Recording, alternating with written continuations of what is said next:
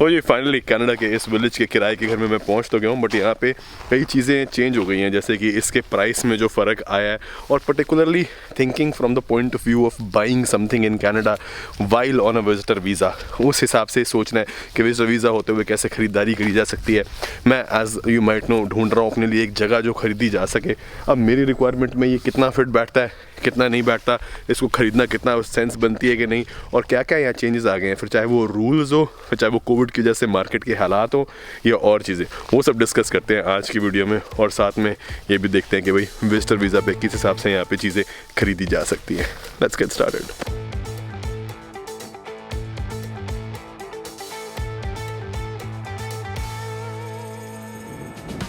Some get hooked the day they're born.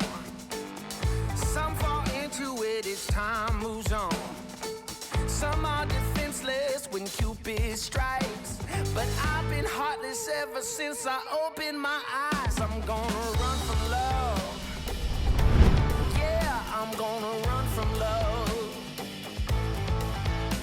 Ain't nobody gonna get me to slow it down. I'm gonna run from love. Some are weary and some are lost. Some keep their spirits up at any cost. Some pay the price and some only talk. But I've been feeling nothing since the day I could walk. I'm gonna run from love. तो जी अब finally ना बात कर लेते हैं इस property की कीमत की। गई यहाँ पे अभी विचार जो है मेरे को इन्होंने एक्चुअली ऑफर भी किया, उन्होंने कहा इतने टाइम रुके। इनकी इंटेंशन मिक्स्ड है, कभी सोचते हैं बेच देंगे, कभी कहते हैं बीएनबी चलता रहे, कभी कहते हैं देना है नहीं देना, लॉन्ग टर्म लीज करेंगे। तो क्योंकि कोविड ने सारा सा काम जो है ना ऊपर नीचे कर दिया। अब ये जब मैं यहाँ आया था इसकी वैल्यू, इन्होंने थोड़ी रेनोवेशन भी कराई है ना इसके अंदर, तो वो मैं आपको अंदर जाके दिखाता हूँ। बट उससे पहले इसकी वैल्यू तब थी अराउंड $3.5 लाख, $1.75 के आसपास।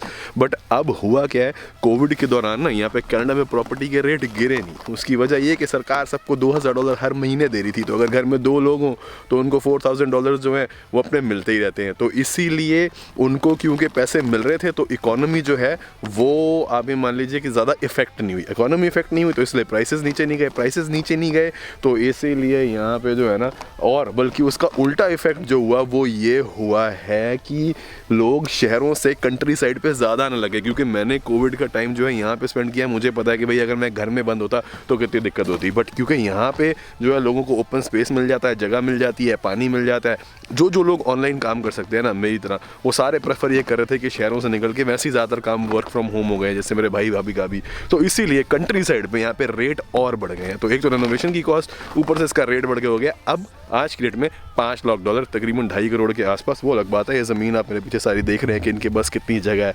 बट मेरा पर्पज़ इसमें सॉल्व नहीं होता, क्योंकि एक तो ये शहर से बहुत दूर है। अगर कोई बंदा यूट्यूबर हो, उसको हर टाइम कोई ना कोई इक्विपमेंट चाहिए, चीज़ चाहिए, कंटेंट चाहिए, लोग चाहिए, कल को स्टाफ चाहिए, तो शहरों से यहाँ आएगा कौन। तो इसलिए मैं अगर कुछ देखूंगा तो मैक्सिमम ऑटवा से तकरीबन आधे घंटे की डिस्टेंस के ऊपर अपने लिए, ताकि एटलीस्ट जो है मैं अपनी फैमिली से मिल सकूँ। मेरा कंटेंट वैसे भी फैमिली बेस्ड भी है, थोड़ा बहुत ट्रैवल भी है। ओहो, फ़ोन कॉल आ गई, अ लिटिल अनप्रोफेशनल। थोड़ी कॉल उठा लूँ, उसके बाद अंदर जाके ना इसकी बाकी जो रेनोवेशन इन्होंने करी है वो देखते हैं, और फिर मैं आपको बताता हूँ कि यहाँ पे टूरिस्ट वीज़ा पे लेने के क्या सीन है।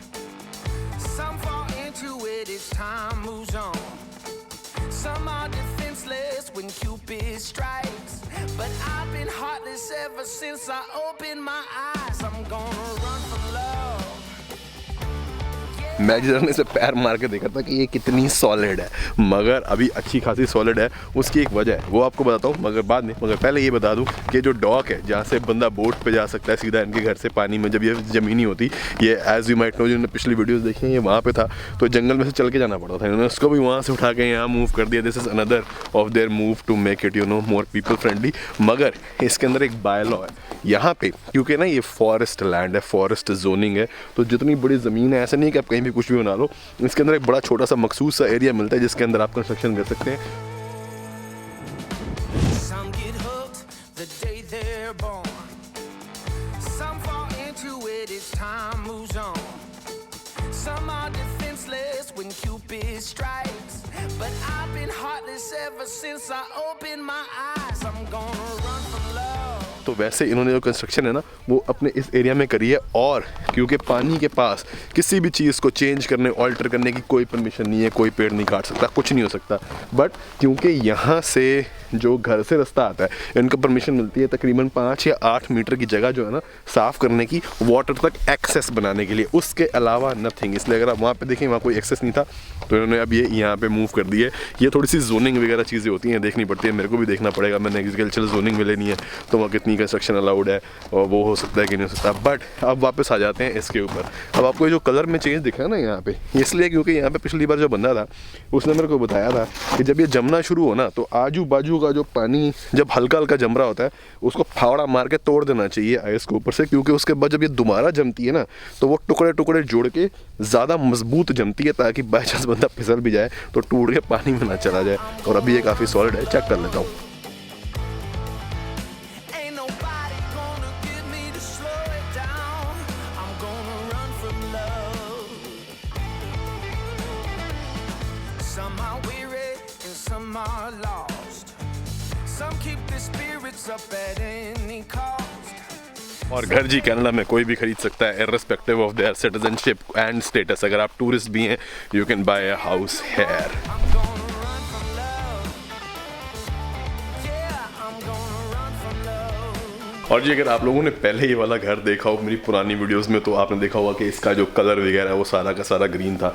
कुछ तो थोड़ा मेरे रहते रहते इन्होंने, जब मैं बीच में गया था भाई के यहाँ तो चेंज कर दिया था। तो इन्होंने अब इसको जो है ना, क्योंकि पहले यहाँ पे एक ग्रैनी टाइप आंटी रहती थी, अब उनके बच्चों ने या नए ओनर या नए आर्किटेक्ट ने, मुझे पूरी डिटेल नहीं पता, इसको रेनोवेट करना चाहा ताकि थोड़ा सा ना मॉडर्न और कस्टमर्स को अपील किया जा सके। तो इसीलिए यहाँ पे जो है इन्होंने थोड़ा सा इसका स्टाइल बदल दिया है और कई चीज़ें इसके अंदर अपडेट कर दी हैं, जिसकी वजह से फिर इसकी जो है ना थोड़ी सी कीमत बढ़ गई है। तो now they have made it a little more modern. ये आपको टचेस दिख रही होंगी ऐसी लाइट वगैरह में। पहले यहाँ पे जो है ना सीन हिसाब किताब थोड़ा सा डिफरेंट था। बट अब क्योंकि मैं क्यूबा ट्रिप से आया तो 4-5 दिन मेरे को सिर्फ एडिटिंग करनी थी, थोड़ी सी ब्रेक का टाइम था, तो मैंने यहाँ पे आके अपने कपड़े वपड़े सेटल कर लिए, खाने वाने की अरेंजमेंट कर ली, ऑर्डर कर दिया। कुछ पहले ग्रोसरी आ गई थी, अब बाकी जो है डिलीवरी होने वाली है वो बाहर रख जाते हैं और ऑनलाइन पेमेंट हो जाती है, वो फिर मैं अंदर ले आता हूँ। वो भी आज आने वाली है अभी थोड़ी देर में।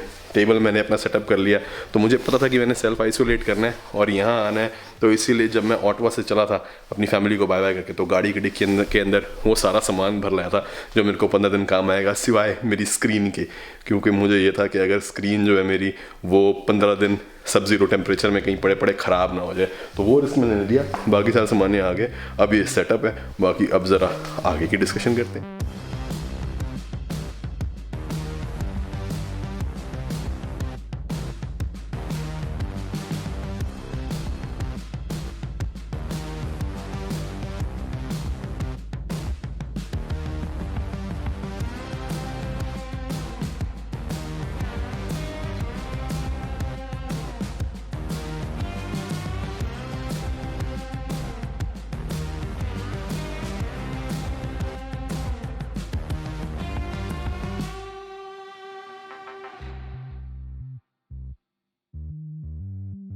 अब जी इतने दिनों में जो है ना बहुत ज़्यादा बाहर का खाना अनहेल्दी फूड चल रहा था। थोड़ी सी मैंने अपने आप को ना एक्सरसाइज के लिए सेट कर लिया, हल्की फुल्की वर्कआउट वगैरह करना शुरू किया।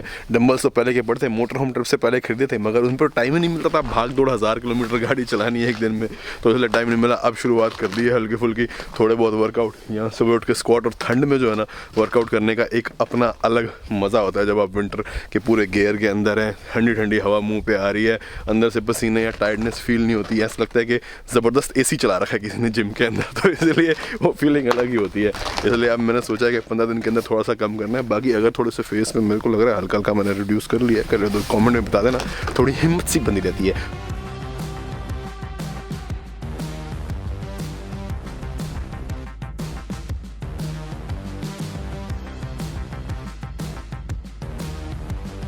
अब कई जगह ऐसा होता है जैसे वैंकूवर में चाइनीज़ लोग बहुत ज़्यादा रहते हैं, तो उन्होंने इन्वेस्टमेंट के लिए ना अपनी प्रॉपर्टीज़ खरीदनी शुरू कर दी, और ख़रीदने के बाद उनको वहाँ स्टोर करके वापस अपना चाइना चले जाते थे।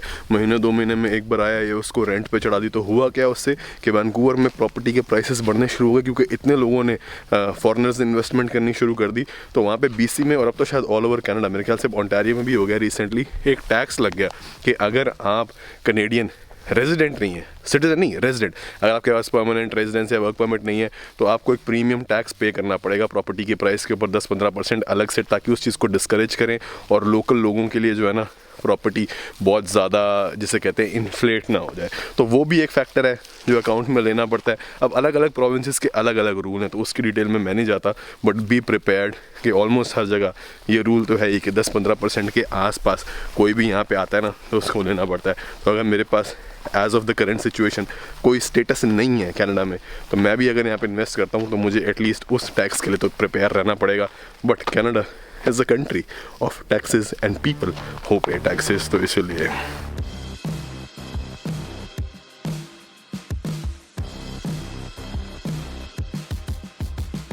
तो जी ऐसे अपने आप को थोड़ा सा जो है ना फिट रखने की कोशिश है, क्योंकि अब यहाँ पे तो ये जगह ऐसी है कि यहाँ पे खाना जो है बाहर से मंगाया ही नहीं जा सकता, डिलीवरी है नहीं, और ऊपर से ग्रोसरी भी जो आएगी वो खुद ही बना के खानी है। तो 15 दिन वैसे ही थोड़ा सा हेल्दी और खुद का सेल्फ होममेड खाना चलेगा। बाकी बात अब ये भी है कि चाहे चैनल का नाम ट्रैवलिंग देसी है, मगर कोई भी चाहे देसी हो चाहे विदेशी 365 दिन तो ट्रैवल कर नहीं सकता, इसीलिए अपन जो है 15 दिन अभी ट्रैवल वीडियोस बनाई हैं। अब 10-15 दिन जो है थोड़ा सा यहाँ पे रह के लाइफस्टाइल कोशिश करता हूँ, थोड़ी पुरानी वीडियोस का अगर बना तो वो डाल दूँगा। मगर एक बड़ी चीज़ जो मैं आप लोगों को बताना चाह रहा हूँ वो ये कि मैं फिगर आउट कर रहा हूँ तरीके यहाँ पे वर्क परमिट लेने के, क्योंकि रिसेंटली जो है ना कनेडियन गवर्नमेंट ने अलाउ कर दिया है कि विजिटर वीज़ा पे होते हुए भी आप यहाँ रहते हुए अगर आपको जॉब ऑफर हो या आप सेल्फ एम्प्लॉयड की कैटेगरी में आ सकें तो वर्क परमिट अप्लाई कर सकते हैं। मैंने कई सारे कंसल्टेंट से बात करी है, कोशिश चल रही है, जैसे जैसे प्रोसेस चलता रहेगा आगे आपको बताऊँगा। कल की वीडियो में इस टॉपिक पर डिटेल में बात करते हैं कि मैं क्या करना चाह रहा हूँ।